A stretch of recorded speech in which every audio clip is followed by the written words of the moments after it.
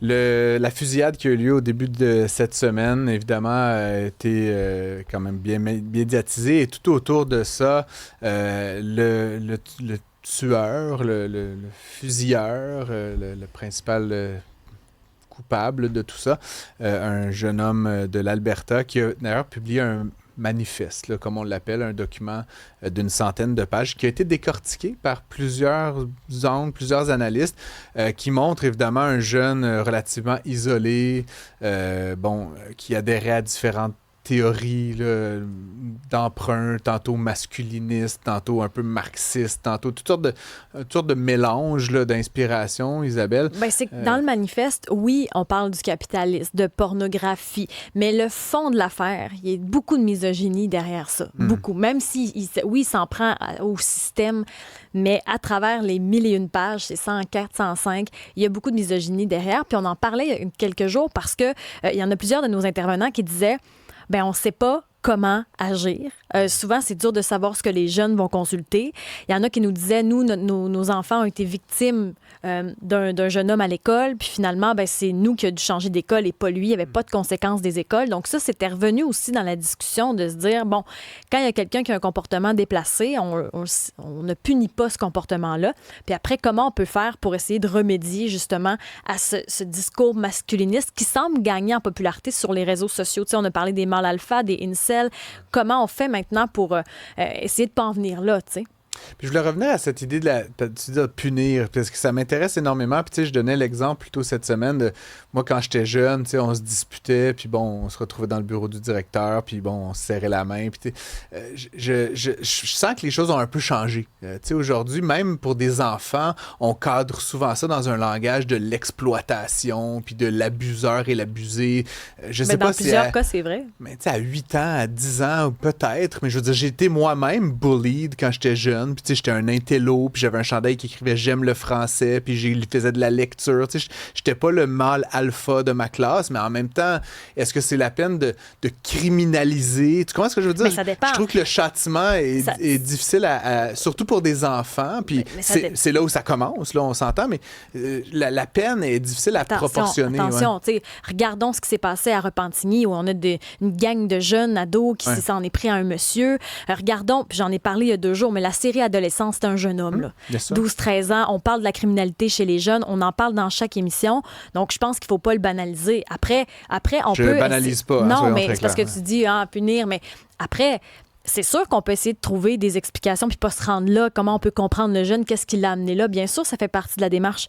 Mais je pense quand même que quand on a entendu la dame, le témoignage de sa fille qui s'est fait changer d'école, c'est pas normal que ce soit la victime à changer d'école, là. S'il y a vraiment un problème de comportement, le jeune homme en question, c'est pas normal de le après, on laisser là. n'était pas là, comme je te dis, mais c'est encore une fois de ramener ça pour des... Tu sais, est-ce que j'ai été victime à 8 ans? I guess que oui. Tu sais, est-ce qu'on est allé devant un juge puis un tribunal? Il y a des gradations. Oui, mais c'est ça que je te dis. J'ai l'impression que ce qui jadis était comme une anicroche entre enfants est rendu une affaire de victime et d'agresseur, de châtiment.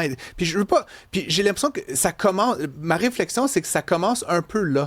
Puis je veux pas... Écoute, je suis très empathique avec le policier qui est décédé et toutes les victimes de tout ça.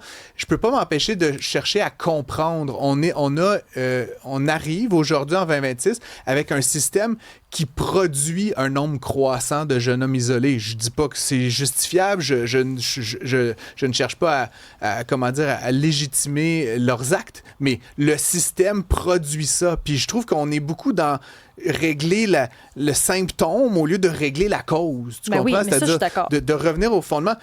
Comprendre, c'est pas excuser les actes, Non, mais je cherche quand même à comprendre, moi. Puis c'est la même chose pour la violence conjugale. Je pense Exactement, qu'on va pas justement au bobo parce que c'est tabou, parce qu'on veut pas en parler, on sait pas comment. Mais ça, je suis d'accord qu'il faut le régler avant que ça arrive, avant que le jeune s'isole, bien sûr. Ce qui est énormément beaucoup plus complexe que de dire on va s'en prendre. Parce que, tu sais, le discours actuellement, on va s'en prendre au discours masculiniste sur l'Internet. Fine, mais pour moi, le problème, il est... pourquoi les jeunes vont vers ça. Puis, ce que j'entends beaucoup, c'est des gens qui ridiculisent les masculinistes, puis qui disent qu'ils sont méchants, puis ceci, puis cela, puis c'est en grande partie vrai. Mais ce faisant, qu'est-ce que tu fais?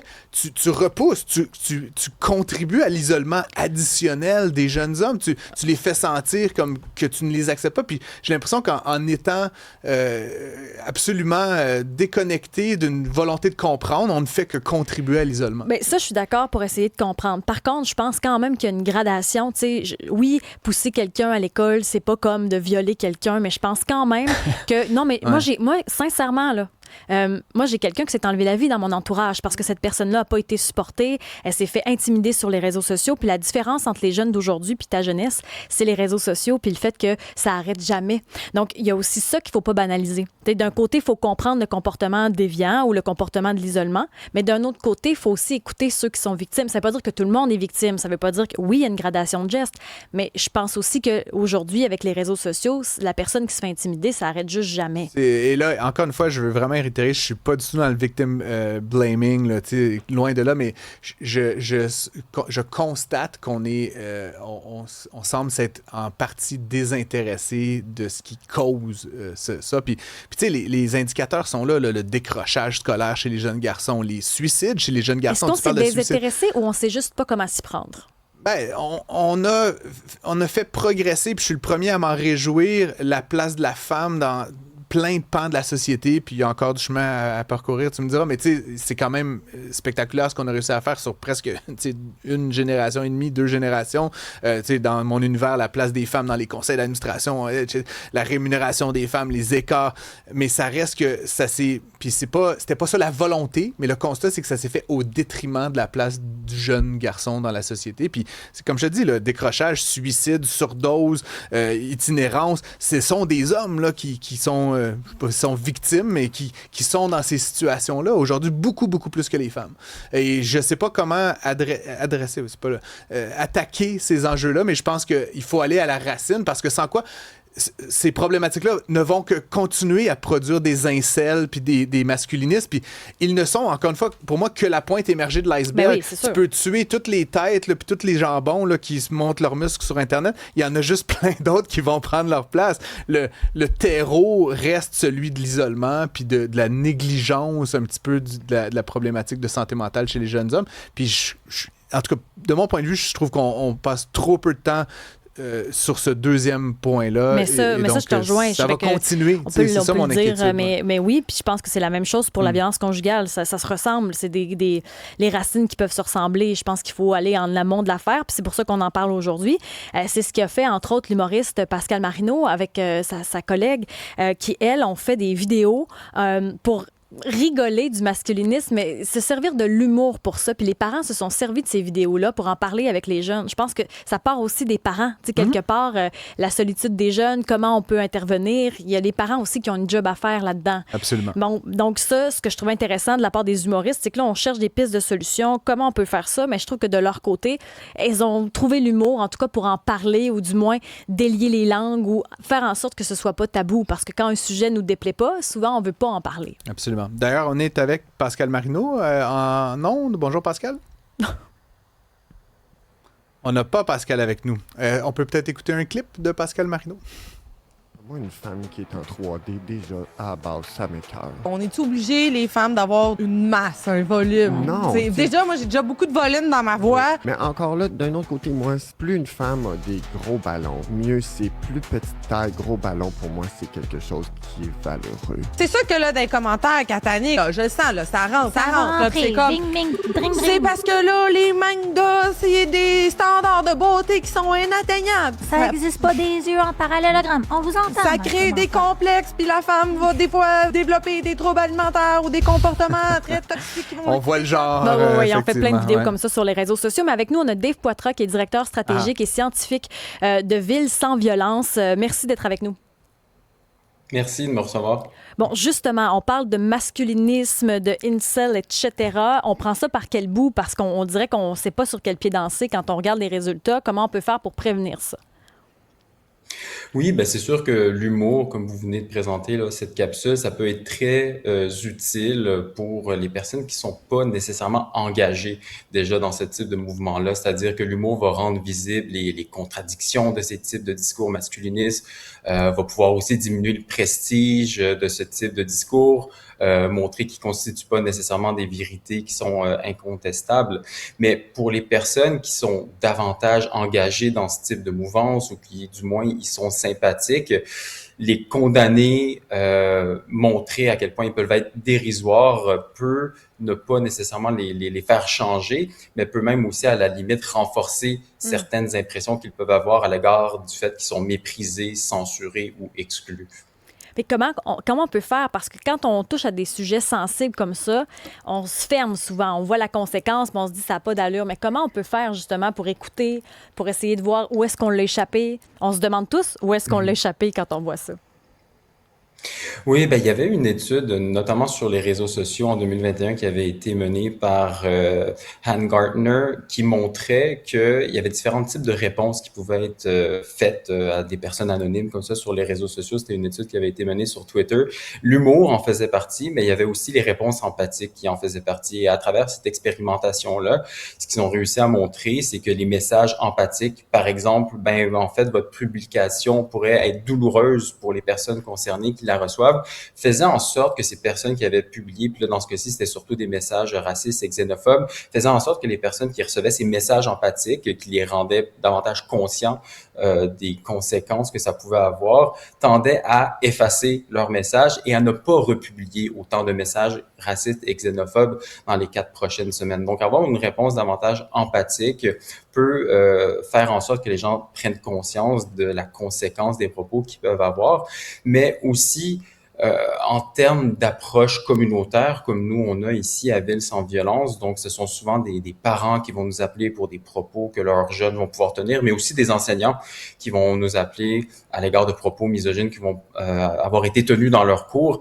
Et bon, dans un premier temps, nous, ce qu'on tente de voir, c'est, bon, est-ce que c'est véritablement un propos qui est inquiétant, qui mérite d'être adressé? Et si c'est le cas, on va tenter de développer une approche personnalisée avec le jeune ou avec les enseignants pour qu'on puisse les accompagner, encore une fois, sans nécessairement les juger, mais non plus pas valider les propos misogynes qu'ils peuvent avoir. Sur la messagerie, on a toutes sortes de réactions, mais il y en a un qui dit le masculinisme, c'est juste le balancier qui revient. On est assez écœurés de se faire dénigrer, nous les hommes.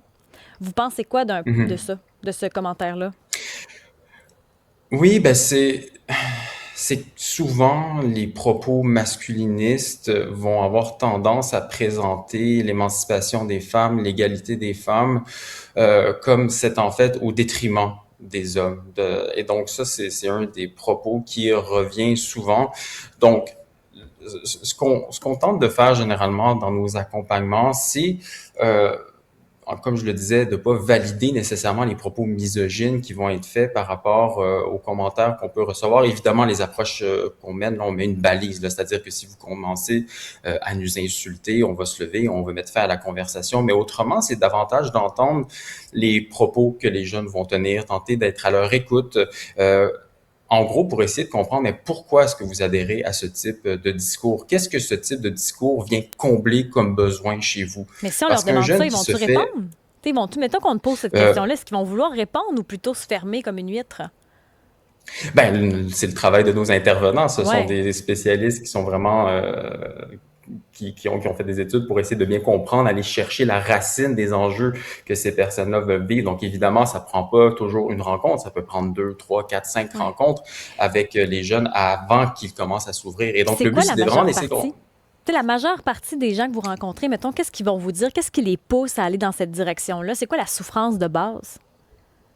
Ben, tout ce qui est violence fondée sur le genre, ça constitue environ de 10 à 20% des personnes qui nous appellent. Ce n'est évidemment donc pas la majorité, mais souvent, ça va partir d'une rupture amoureuse, ça va partir d'un rejet quelconque, ça va partir aussi de certains préjugés qu'ils peuvent avoir à l'égard des femmes, mais c'est souvent, ce qu'on va voir, c'est qu'ils vont aller chercher des réponses en ligne et par exemple dans tous les forums masculinistes qu'on peut trouver, antiféministes, vont par moment avoir l'impression d'être compris à l'égard de leur souffrance, mais vont aussi avoir l'impression de trouver des réponses à leur situation qui leur permettent de mieux comprendre leur situation.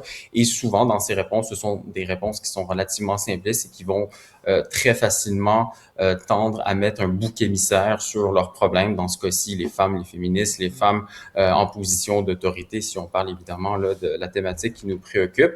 Mais donc, en tentant d'essayer de comprendre qu'est-ce qui va pas bien chez cette personne, c'est par la suite d'essayer de développer, si on veut, pas nécessairement un contre-discours, mais de développer des intérêts qui sont propres à cette personne pour tenter de la réengager d'une manière pro-sociale. Si c'est une personne qui auparavant avait des intérêts sportifs, bien, ça va être tenté de la faire sortir, si on veut, de sa chambre d'écho en ligne pour davantage l'introduire à des activités en ligne. Donc, tenter de voir c'est quoi que ça vient combler comme besoin, cette adhésion à une idéologie, et tenter de voir comment est-ce qu'on peut la diriger vers des comportements, des intérêts qui sont davantage pro-sociaux. Puis c'est quoi le rôle des parents? Parce qu'on parlait de ça là, dans les dernières secondes, les parents qui sont peut-être moins là, on travaille beaucoup.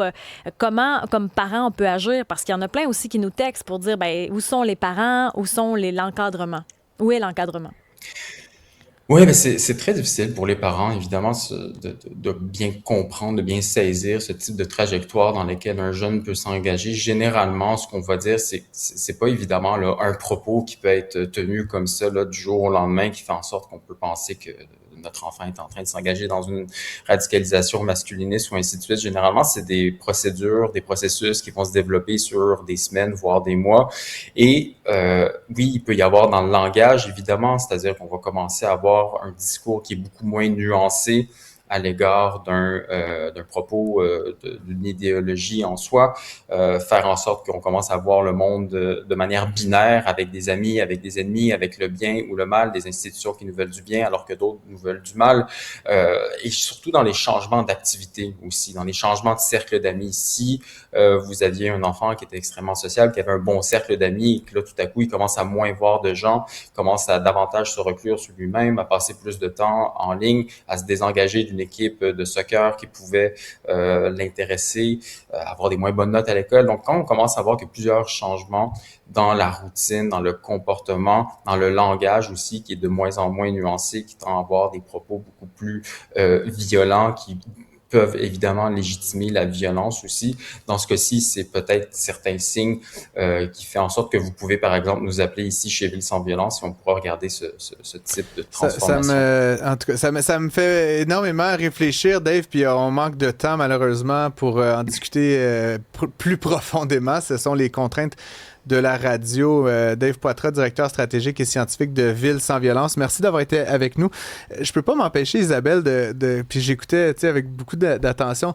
Féminisme, c'est vu comme étant un mot très positif. Masculinisme, c'est très connoté négativement. Féministe, c'est pas vu positif pantoute. Tout le monde dit « Ah, moi, je suis pour l'égalité, mais je suis pas féministe. » Il y en a plein sur la place publique. Ça a été une force positive, disons, dans les 30, 40, 50 dernières années, le féminisme, alors que le masculinisme, ce n'est que toxique. Mon point, c'est juste qu'il y a beaucoup d'accent qui est mis sur la terminologie puis le choix de langage. Puis je trouve qu'effectivement, ultimement, on a très peu de vocabulaire positif pour parler de l'expérience des jeunes garçons. Quand t'es une jeune fille féministe, t'es comme en faveur des droits des... Non, mais les sur la place femmes se disent pas féministes? Non. C'est un mot... Ça a changé, ça. Ben non, mais les gens veulent l'égalité, sauf que de dire féministe, c'est vu négativement souvent sur la place publique.